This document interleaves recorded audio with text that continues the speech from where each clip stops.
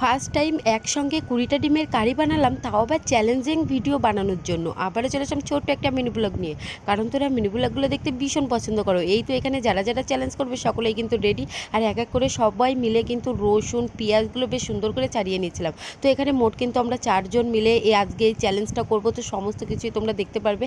তো যাই হোক, এখানে হচ্ছে একসঙ্গে অনেকগুলো ডিম সিদ্ধ করতে বসিয়ে দিয়েছিলাম, সিদ্ধ করা হয়ে গেছে। এবার সমস্ত ডিমগুলো নামিয়ে খোসাগুলো কিন্তু ছাড়িয়ে নিয়ে এবার ডিমগুলোর গায়ে লবণ আর হলুদ দিয়ে বেশ সুন্দর করে মাখিয়ে নিয়ে এখানে গরম তেলে ডিমগুলো কিন্তু এক এক করে ভেজে নেওয়া হচ্ছে।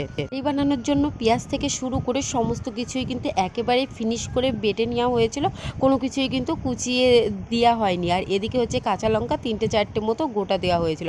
এই তো বেশ ভালো করে মশলাটা কষিয়ে নিয়েছে, যতক্ষণ না মশলার গা থেকে তেল ছেড়ে দেবে ততক্ষণ কিন্তু মশলাটা সুন্দরভাবে কষানোই হয়েছে। তো যাই হোক, এরপরে হচ্ছে ডিমগুলো কিন্তু দিয়ে দেওয়া হলো।